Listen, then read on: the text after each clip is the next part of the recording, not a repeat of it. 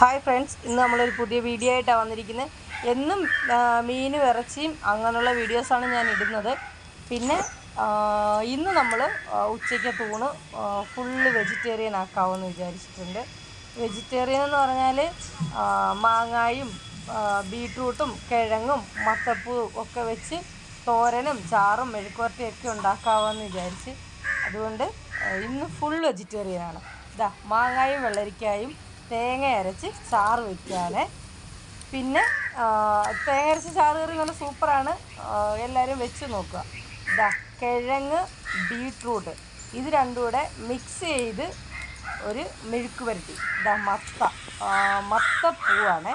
മത്തപ്പൂ കുറച്ചുള്ളത് കാരണം ഞാൻ ഇലയും കൂടെ ചേർക്കുന്നുണ്ട്. അതൊരു തോരൻ, മുട്ട ചേർത്തിട്ടാണ് മത്തപ്പൂ തോരൻ വയ്ക്കുന്നത്. പിന്നെ ഇതെല്ലാം ഒന്ന് അരിഞ്ഞു പെറുക്കി വരണം. ഇതെല്ലാം നമ്മൾ അരിഞ്ഞു പെറുക്കി എടുത്തിട്ടുണ്ട്. നല്ല വൃത്തിയായിട്ട് കഴുകിയിട്ടാണ് അരിഞ്ഞ് എടുത്തിരിക്കുന്നത്. ഞാൻ എല്ലാ വീഡിയോസും വെളിയിലാണ് വെച്ച് കാണിക്കാറുള്ളത്. വേണ്ട, ഇനി മാങ്ങായും വെള്ളരിക്കായും പച്ചമുളകും കൂടെ നമ്മൾ ഈ കുഞ്ഞ് ചട്ടിക്കകത്ത് ആണ് വയ്ക്കുന്നത്. ഇത് നമുക്ക് മാങ്ങാ ചമ്മന്തി അരയ്ക്കാനും. കണ്ടോ, ഇതെല്ലാം അരിഞ്ഞു പെറുക്കി വെച്ചേക്കുന്നതുണ്ടോ. മാങ്ങാ ചമ്മന്തിക്ക് അത് പോരാ. മാങ്ങാ ചമ്മന്തി വയ്ക്കുന്നതിന് ചുമന്നുള്ളി ഉപ്പും മുളക് പൊടിയൊക്കെ ചേർക്കും. അതൊക്കെ ഞാൻ കാണിക്കാം, എടുത്ത് വെച്ചിട്ടുണ്ട്. പിന്നെ ഇത് തേങ്ങ ചാറ് കറിക്കും ഈ മത്തങ്ങയുടെ പൂവും ഇലയും കൂടെ തോരൻ വയ്ക്കാനുള്ള തേങ്ങയാണ്. അതാണ് ഈ രണ്ടായിട്ട് തിരുമിയിട്ട് പകുത്ത് വെച്ചത്. അപ്പോഴത്തേക്ക് വെള്ളരിക്കായും മാങ്ങായും പച്ചമുളകും വെന്ത് വന്നിട്ടുണ്ട്. അത് നമുക്ക് നല്ല രീതിയിൽ നല്ലോണം തിളച്ച് നല്ല രീതിയിൽ ഇത് കണ്ടോ, മാങ്ങായും മുളകും ചുമന്നുള്ളി ഉപ്പും കൂടെ വെച്ച് കല്ലേലരച്ച് ചമ്മന്തി ഉണ്ടാക്കുക. നല്ല സൂപ്പറാണ്, നല്ല ടേസ്റ്റാണ്. നമ്മൾ തേങ്ങ ചേർത്തുണ്ടാക്കുന്ന ചമ്മന്തിയേക്കായി നല്ല സൂപ്പറാണ്. ഇങ്ങനെ ഉണ്ടാക്കിയെടുക്കുന്നത്. അതങ്ങനെ ഉണ്ടാക്കിയ ചമ്മന്തിയാണിത്. നല്ല ടേസ്റ്റാണ്. പണ്ട് അമ്മമാരൊക്കെ പാടത്ത് കഞ്ഞി കൊണ്ടുവരുമ്പം അവർ ആ ചോറ്റുപാത്രത്തിൽ കൊണ്ടുവരുന്ന പഴങ്കഞ്ഞിക്കകത്ത് ഈ മുളകും ഈ മാങ്ങാ ചമ്മന്തി അരച്ചാണ് കൊണ്ടുവരിക. അത് ഒന്ന് കഴിക്കുമ്പോൾ നല്ല ടേസ്റ്റാണ്. ഇത് തോരനുള്ളതാണ്.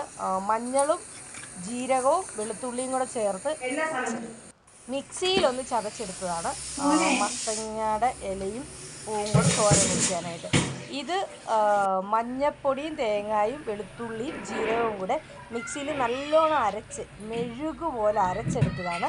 അത് ഈ മാങ്ങ ഉടച്ച് ഇട്ട് നമ്മൾ അതിനകത്ത് ചേർക്കാനായിട്ട്. മാങ്ങായും വെള്ളരിക്കായും വെന്തിട്ടുണ്ട്. നല്ല വൃത്തിയായിട്ട് നമ്മളത് ഒന്ന് ഉടച്ച് ചുറ്റിച്ചെടുത്തിട്ടുണ്ട്. അപ്പം ഉപ്പ് അതിനകത്ത് ഞാൻ ഇട്ടിട്ടില്ലായിരുന്നു. ഇപ്പം ഇച്ചിരി ഉപ്പും ഇട്ട് നമുക്ക് അത് ഉടച്ചെടുക്കാം. അത് ഉടച്ച് വെള്ളരിക്കായും മാങ്ങായും ഉടച്ച് കറി വയ്ക്കുന്നത് പ്രത്യേക ടേസ്റ്റാണ്. എല്ലാവരും നമ്മൾ പുളിശ്ശേരി പോലും മാറി നിൽക്കും, അത്രയ്ക്ക് ടേസ്റ്റാണ്. നല്ല കുഴമ്പ് പരുവത്തിലിരിക്കുന്നുണ്ടോ, നല്ല അടിപൊളിയാണ് അത് കാണാനായിട്ട്. അതിനകത്ത് നമ്മൾ അരച്ച് വെച്ച ആ മെഴുവരാന്ന് അരച്ച് വെച്ച ആ അരപ്പൂടെ ചേർത്തൊന്ന് ഇളക്കണം.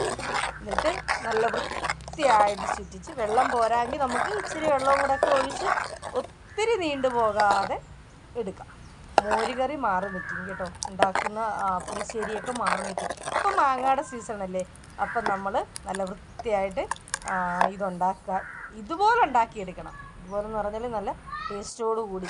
എൻ്റെ ടേസ്റ്റിൽ ഞാൻ ഉണ്ടാക്കും, നിങ്ങളതെല്ലാം ചെയ്ത് നോക്കണം. നല്ലതാണ്. കേട്ടോ, അത് കോരി ഒഴിക്കുമ്പോൾ തന്നെ കേട്ടോ, ഞാനൊരു ശകലം വെള്ളം ചേർത്തായിരുന്നു. നല്ല കുറുകിയിരിക്കുമല്ലായിരുന്നു.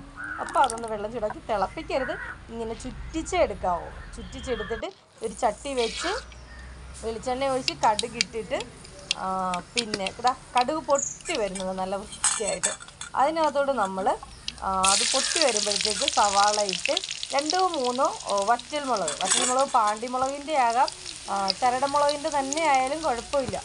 അത് നമുക്ക് പൊട്ടിച്ചിട്ടിട്ട് അത് മൂത്ത് വരുമ്പോഴത്തേക്ക് നമുക്ക് കറിവേപ്പിലയും കൂടി ഇട്ട് ആ കറിവേപ്പില ഒന്ന് മൂത്ത് വരുമ്പോഴത്തേക്ക് ഞാൻ ഒറ്റയ്ക്ക് ക്യാമറ എടുക്കുന്നതുകൊണ്ടാണ് എല്ലാത്തിനും താമസം. അതൊന്ന് ഇളക്കി കൊടുത്തിട്ട് ആ ഉള്ളിയൊക്കെ ഒന്ന് മൂത്ത് വരണ്ട് വരണം. എന്നിട്ട് നമുക്കതിനകത്ത് കറിവേപ്പില ഇടാം. ഞാനത് മൂക്കാത്തതുകൊണ്ടാണ് കറിവേപ്പില ഇടാത്തത്. ഇത് നമുക്ക് മൂത്തെടുത്ത് വരുന്നുണ്ട്. നല്ലോണം ഇളക്കി കൊടുക്കണം, കരിയരുത്. അതുപോലെ തന്നെ തീയും അടിയിൽ വേണം കേട്ടോ. പാത്രം വെച്ചിട്ട് ഇളക്കി കൊടുക്കാമെന്ന് പറഞ്ഞാൽ തീ വയ്ക്കാതിരിക്കില്ലേ. കറിവേപ്പില ഇട്ട് നല്ലോണം അത് മൂത്ത്, എന്നാലും ഇച്ചിരി കൂടെ ഒന്ന് മൂക്കാനുണ്ട്. മൂത്ത് വരുമ്പോഴത്തേക്ക് നമ്മളിതാ ഇവിടെ വെച്ചിരിക്കുന്ന ചാറുകറി പാത്രം ഉണ്ടോ, അതിനകത്തോട്ട് കോരി ഒഴിക്കുക. കോരി ഒഴിച്ച് നമ്മൾ ഈ ചാറുകറി ചൂടാക്കിയായിരുന്നല്ലോ, അതിനകത്തോട്ട് കോരി ഒഴിക്കുക. കോരി ഒഴിച്ചിട്ട് ആ ചട്ടി ഇച്ചിരി നേരത്തേക്ക് ഒന്ന് അടച്ച് വയ്ക്കും. നമ്മൾ അടച്ച് വെച്ചിട്ട് പിന്നെ അതൊന്ന് ഇളക്കി യോജിപ്പിക്കുമ്പോൾ നല്ല സൂപ്പർ ചാറുകറി ആയിരിക്കും. മോര് കറി മാറി നിൽക്കും. ഇപ്പോഴും ഞാൻ പറയുന്നത് പുളിശ്ശേരി മാറി നിൽക്കും. ഇതൊക്കെ നമുക്ക് വീട്ടിൽ സിമ്പിളായിട്ട് ഉണ്ടാക്കാവുന്നേ ഉള്ളൂ. പിന്നെ അതിന് ശേഷം നമ്മൾ ആ ചീനിച്ചട്ടി ആ അടുപ്പേ തന്നെ വെച്ചിട്ട് അതിനകത്തോട്ട് ഞാനൊരു മുട്ട പൊട്ടിച്ച് വെച്ചു. അതെന്തിനാണെന്ന് നിങ്ങൾ ചോദിക്കുമല്ലോ. ആ മുട്ട നമ്മുടെ മത്തയിലയും അതിൻ്റെ പൂവും കൂടെ തോരൻ വയ്ക്കാനായിട്ടാണ് നമ്മൾ ഈ മുട്ട അതിനകത്ത് ആദ്യമേ ചിക്കി എടുത്ത് കഴിയുമ്പോഴത്തേന് നമ്മൾ അതിനകത്തോട്ട് ആ തോരന് വെച്ചിരുന്ന തേങ്ങാപ്പീര അതിനകത്തോട്ട് ഇട്ട് കൊടുക്കും. അതും ആ മുട്ടയും തേങ്ങാപ്പീരയും കൂടെ ചിക്കി എടുത്ത് വന്ന് കഴിയുമ്പോഴത്തേക്കാണ് നമ്മൾ ശരീരത്തിനൊക്കെ ഏറ്റവും നല്ലതാണ്. പണ്ടുള്ള അമ്മമാരൊക്കെ ചെയ്യുമായിരുന്നു. മത്തയിലയും പൂവും കൂടെ ഞാൻ അരിഞ്ഞു വെച്ചിട്ടുണ്ടായിരുന്നു. കഴുകി നല്ല വൃത്തിയായിട്ട് അരിഞ്ഞു വെച്ചതാണ്. അതും കൂടെ ആ തേങ്ങാപ്പീരയ്ക്കകത്തിട്ട്, ആ തേങ്ങാപ്പീര എന്ന് പറഞ്ഞാൽ തോരന് എടുത്ത് വെച്ചിരുന്ന തേങ്ങ ചതച്ച് നമ്മൾ മിക്സിയിൽ വെച്ചിരുന്ന തേങ്ങയും ആ മുട്ടയ്ക്കകത്തോടിട്ട് ഇളക്കുക. നല്ലോണം എന്ന് ഇളക്കി കഴിയുക. ഇപ്പം നല്ല പച്ച ഇലയായിട്ട് വാടാതിരിക്കുകയാണ് ആ ചീനിച്ചട്ടിക്കകത്ത്. നമ്മൾ സ്വല്പം കൈവെള്ളം അങ്ങോട്ട് തളിച്ച് കൊടുത്ത് കഴിയുമ്പോഴത്തേക്ക് അതൊന്നും വാടിക്കിട്ടും. ഇതാക്കണ്ടോ, ഇതേ രൂപത്തിലേക്കിട്ട്. അപ്പോൾ ഒരു സ്വല്പം ഉപ്പും കൂടെ അങ്ങോട്ട് ചേർക്കുക.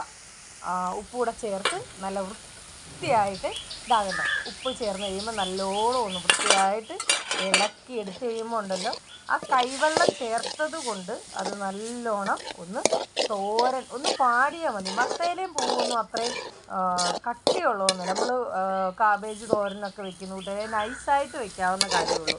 ഒത്തിരി വേകാനും എടുക്കാനും. പിന്നൊരു കാര്യമുണ്ട്, ഇതിനകത്ത് പയറിട്ട് തോരൻ വയ്ക്കുന്നവരുണ്ട്, തുമരയിട്ട് തോരൻ വയ്ക്കുന്നവരുണ്ട്. ഓരോരുത്തരുടെ ടേസ്റ്റ് അനുസരിച്ച് എന്തൊക്കെ വേണമെങ്കിലും നമുക്കിട്ട് തോരൻ വയ്ക്കാം. പക്ഷേ മുട്ട ചേർക്കുന്ന അത്രയും ടേസ്റ്റ് മത്തയിലയ്ക്ക് പൂവിന് കിട്ടില്ല. അതുകൊണ്ടാണ് ഞാൻ കോഴിമുട്ട മേടിച്ച്, കോഴിമുട്ടയല്ല താറാമുട്ട എന്ത് മുട്ടയായാലും കുഴപ്പമില്ല, അത് തോരൻ വെച്ച്. അപ്പോൾ തോരൻ നല്ല റെഡി ആയിട്ടുണ്ട്. ഇനിയും ബീട്രൂട്ടും കിഴങ്ങും കൂടാണ്. ആ ബീട്രൂട്ടും കിഴങ്ങും കണ്ടോ, അത് എന്താ സംഭവിച്ചെന്ന് പറഞ്ഞാൽ കിഴങ്ങ് കുറച്ച് വേവ് മതിയായിരുന്നു. പക്ഷെ അത് ഒരു പാത്രത്തിൽ ആവി കയറ്റി വേവിച്ച് വന്നപ്പോഴത്തേക്ക് കിഴങ്ങ് ഇച്ചിരി കുഴഞ്ഞു പോയതാണ്. അത് നമ്മളൊന്ന് ശ്രദ്ധിച്ചാൽ നല്ല സൂപ്പർ മെഴുക്കുവരട്ടിയായിട്ട് കിട്ടും. ഇതാക്കണ്ട, അത് മുളക് പൊടിയും കറിവേപ്പിലയും കടുക് പൊട്ടിച്ച് നമ്മൾ അതിനകത്തിട്ട് ഇളക്കി എടുത്തിരിക്കുകയാണ്. നല്ലതായിട്ട് സൂപ്പറായിട്ട് കിട്ടും. എന്ത് ടേസ്റ്റാണെന്ന് പറയുക. ഉപ്പൊക്കെ ചേർത്തങ്ങോട്ട് അടിപൊളി രുചിയാണ്. അപ്പം നമ്മൾ ഇത് വെച്ചതാ മെഴുക്കുവരട്ടി ഉണ്ടോ നല്ല സെറ്റപ്പായി. പിന്നെ ഒരു പപ്പടവും കൂടെ വറക്കാമെന്ന് വിചാരിച്ച് അങ്ങനെ ഞാൻ ചട്ടി വെച്ചിട്ടുണ്ടായിരുന്നു. വെച്ചതിന് ശേഷം ഒരു പപ്പടം ഇട്ട് പെട്ടെന്ന് വെളിയിലങ്ങനെ വെക്കുന്നതുകൊണ്ട് പെട്ടെന്നാണ് എല്ലാ കാര്യങ്ങളും എല്ലാം നമ്മൾ അടുപ്പിച്ച് വെക്കണമെന്ന് മാത്രമേ ഉള്ളൂ. പപ്പടവും കൂടെ കാച്ചി കഴിഞ്ഞിട്ടുണ്ട്. ഇനി നമുക്ക് അടിപൊളി ഒരു വെജിറ്റേറിയൻ ഊണുണ്ടാലോ.